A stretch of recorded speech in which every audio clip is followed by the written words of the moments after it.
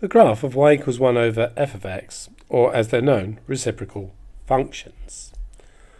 A reciprocal function is written in the form y equals 1 over f of x. On your CAS, graph y equals x squared minus 9 and y equals 1 over x squared minus 9, and you can observe the following. And I've actually drawn that off to the right there, you can see it just here. One thing I'm going to note is this is just an aberration of the way that your class pad draws. If you ever go into the this thing here, you'll see one of the things is dot, and the dots are just not fine enough to be able to draw in these asymptotes. You can actually make those dots smaller, but you'll find that you start running into memory problems with your class pad.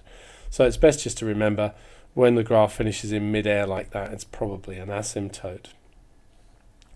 Okay, so when the original function passes through the x-axis, the reciprocal function has an asymptote. And we can see that because we can see the original function -3 and 3, and we can see the asymptotes on the other graph.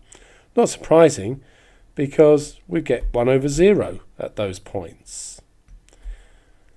As the original function gets larger, the reciprocal gets smaller, and vice versa.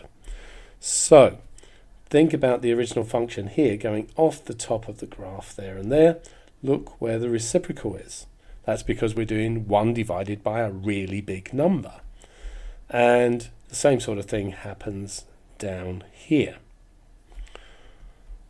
For y equals 1 over f of x, y equals 1 over f of x has vertical asymptotes where y equals f of x has zeros and vice versa. We've just discussed that. Y equals 1 over f of x has a relative maximum where y equals f of x has a relative minimum. And we can see that here. We can see the minimum on the original graph here at 0, -9.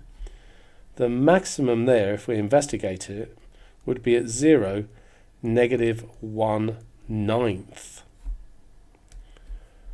If a f of a lies on y equals f of x, then a 1 over f of a lies on y equals 1 over f of x. And the 0, -9, 0, -1/9 is an example of that. Y equals f of x and y equals 1 over f of x meet on the lines y equals positive and -1. So y equals 1 is here, y equals -1 is here, and we can see the graphs cross on those lines. Not surprising, since 1 divided by 1 is 1, and 1 divided by -1 is -1.